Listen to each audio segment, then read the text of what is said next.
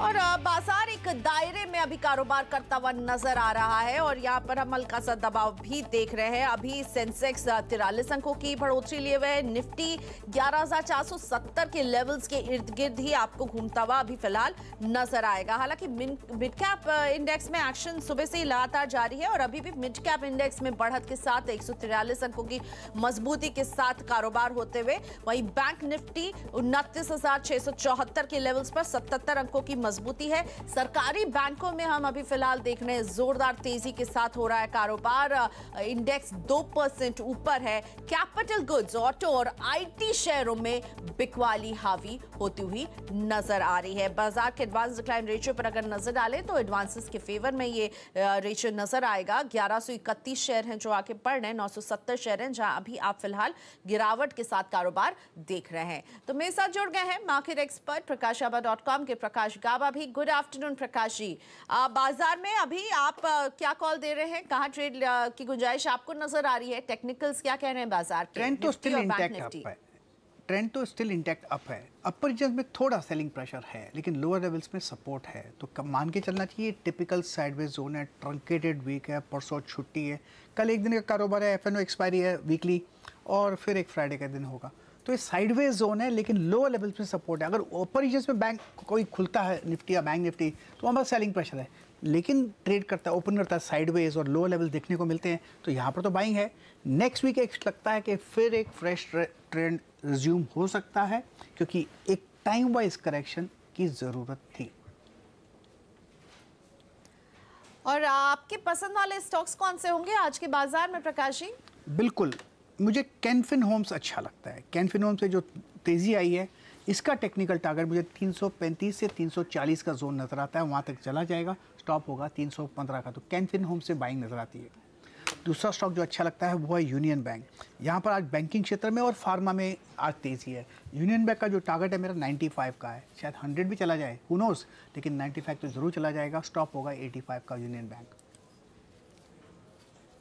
ठीक है, so can fin Holmes और यूनियन बैंक ये दो हैं प्रकाश गाबा के मुनाफे वाले शेयर। और अब एक चेक मिड कैप का लेते हैं। मिड कैप इंडेक्स में तुम सुबह से ही बढ़ोतरी के साथ कारोबार देख रहे हैं, लेकिन मिड कैप स्पेस में कौन से वो स्टॉक्स है जहां हम देख रहे हैं बढ़त? क्या एक्शन है मिड कैप स्पेस का, बताने के लिए मेरे सहयोगी वरुण दुबे जुड़ रहे हैं। Over to you Varun. देखिए, मिड कैप इंडेक्स में मोमेंटम काफ़ी बेहतर है। 140-150 पॉइंट के आसपास की तेज़ी वहाँ देखने मिल रही है और जिन स्टॉक्स ने इन तेज़ी में मदद की है उसमें देखिए इंडिया सीमेंट जैसे काउंटर्स है जहाँ आज करीब 4.5-5% के आसपास की तेज़ी है। एनसीसी लिमिटेड, EIL, GSFC जैसे काउंटर्स में 4 से 4.5% के आसपास के गेंस देखे जा रहे हैं। खबरों के चलते कुछ स्टॉक्स एक्शन में है, उसमें सबसे पहले तो माइंडट्री है क्योंकि L&T इसमें हिस्सा खरीदने वाला है। उसके बाद स्टॉक में देखिए माइंडट्री और कॉफी डे दोनों में गिरावट है 1.5 से 3.5%, लेकिन L&T टेक्नोलॉजिकल सर्विसेज और L&T इन्फोटेक में अच्छी खासी तेजी है और खासकर L&T इन्फोटेक में तो करीब 3.5-4% के आसपास के तगड़े गेंस देखे जा रहे हैं। इसके अलावा ADAG समूह के स्टॉक्स वहाँ आज बेहतरीन गेंस देखने मिल रहे हैं। Reliance capital, Reliance power, Reliance infra को देख लीजिए, करीब 4 से 5% के आसपास की तेजी यहाँ देखी जा रही है। वहीं रियल एस्टेट काउंटर्स यहाँ बेहतरीन गेंस है। कल भी आपको तो याद होगा तेजी थी वो GST काउंसिल की बैठक के चलते। आज भी देखिए शोभा और गोदरेज प्रॉपर्टीज में करीब 3-3.5% के आसपास के गेंस देखे जा रहे हैं। और बैंकिंग और NBFC काउंटर्स यहाँ बेहतरीन गेंस है। खासकर PSU बैंक जो है वहाँ देखिए PNB, बैंक ऑफ इंडिया में करीब 5 से 7-7.5% के आसपास के गेंस।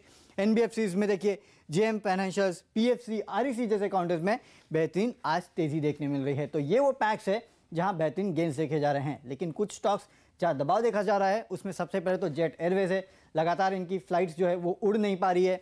स्टॉक में आज भी देखिए करीब 3-3.25% के आसपास की गिरावट।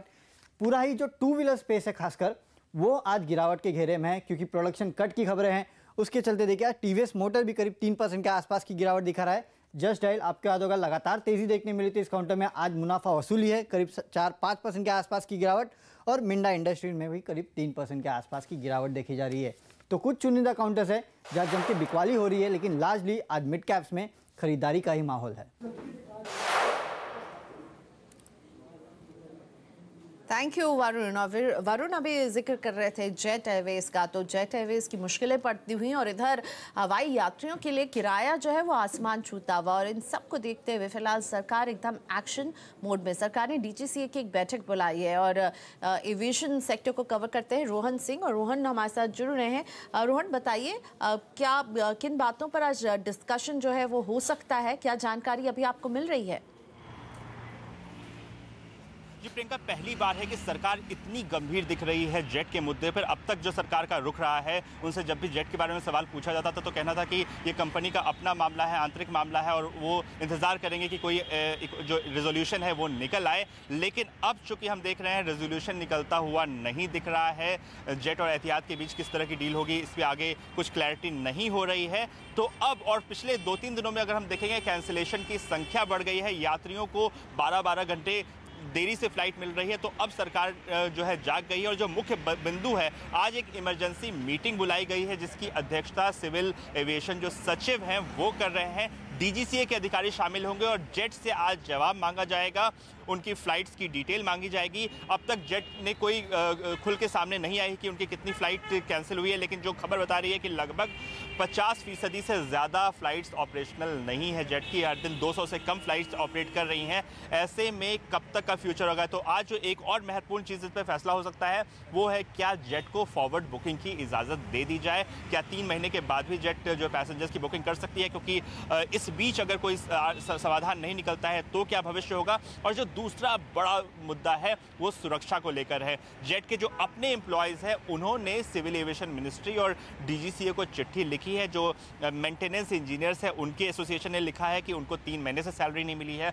पायलट्स भी इसी तरह के कंसर्न रेज कर रहे हैं और सुरक्षा को खतरा हो सकता है। तो ये सारे महत्वपूर्ण बिंदु हैं जो कि आज की मीटिंग में जिन पर चर्चा होगी, और सरकार डीजीसीए से कहेगी कि आप एक रिपोर्ट तैयार करके दो कि क्या हमें जेट को आगे के हमारा कदम क्या होना चाहिए, क्या उन्हें आगे की इजाज़त दे सकते हैं फॉरवर्ड बुकिंग की या नहीं दे सकते हैं। और जेट से पूछा जाएगा कि आपको क्या लगता है, क्या आप आगे ऑपरेट करने में सक्षम हैं या फिर नहीं हैं।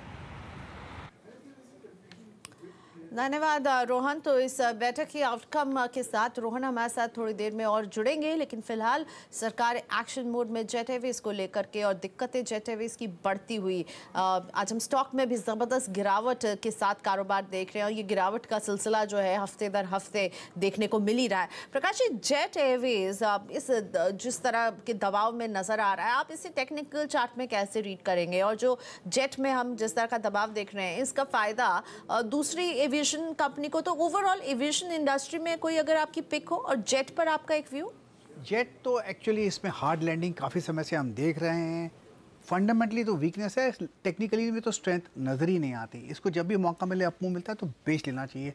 वक्त मिलेगा लेकिन पैसा ज़रूर मिलता है on the short side, buying तो बनती नहीं है। हाँ, इसी स्पेस में एक इंडिगो एक क्षेत्र है कि यहाँ पर एक अपमूव मिलता है, यहाँ पर शायद कुछ सब उसी का असर आ रहा है। स्ट्रॉन्ग सपोर्ट जोन को 1300 के आसपास है, स्टॉप लगाएं को 1310 का, अपसाइड को 1375-80 के जोन देख सकते हैं। जेट का पैसा जो एविएशन पैक का है वो शायद इंडिगो में आ रहा है। ओके, तो इसी के साथ इंडिगो और यानी कि इंटरग्लोब एविएशन जो है प्रकाश जी को पसंद आ रहा है, और बाय की सलाह यहाँ पर आपको देते हुए। लेकिन जेट की बात हो रही थी, इस पर सरकार की आज एक अहम बैठक भी चल रही है, अभी फिलहाल इससे दूर रहने की सलाह। दिग्गज निवेशक और पोर्टफोलियो मैनेजर बसंत माहेश्वरी का मानना है कि बाजार में तेजी और जारी रह सकती है। चुनाव से पहले ही निफ्टी नया शिखर बना सकता है। हर आदमी अभी थोड़ा सा कॉशियस पीछे बैठा हुआ है, तो जब तक आखिरी आदमी का पैसा नहीं आता है बाजार में, टॉप अप तो बनता नहीं है। मुझे लगता है बाजार on way to make a new high है, और ये सब मोदी जी का सेलिब्रेशन, मोदी जी तो शायद 23 मई के बाद सेलिब्रेट करेंगे, बाजार उसके पहले सेलिब्रेट कर रहा है। बाजार में 3 जन है अभी, एक बुल होता है, एक बेयर होता है, और तीसरा मैं दर्शकों को बोलूंगा कि लोमड़ी होती है। लोमड़ी की कहानी जो हम सुने ना कि अंगूर खट्टे हैं, तो आप बोलते रहिए ये महंगा है, ये लिक्विडिटी ड्रिवन है, लेकिन लोमड़ी मत बनिए, या तो बुल बनिए या बेयर बनिए। क्योंकि क्या होता है, अक्सर तौर पर जब हमारे हाथ से माल छूट जाता है फिर हम बनते हैं लोमड़ी, बोलते हैं अंगूर खट्टा है, इसका पी 200 है, इसका प्राइस टू बुक 7 है, लेकिन लास्ट में देखिए तो जो जीता वही सिकंदर है। तो दिग्गज निवेशक बसंत माहेश्वरी का कहना है कि एफआईआई का भारत में निवेश अभी जारी रहेगा, चुनावों के नतीजों के बाद निवेश और बढ़ेगा।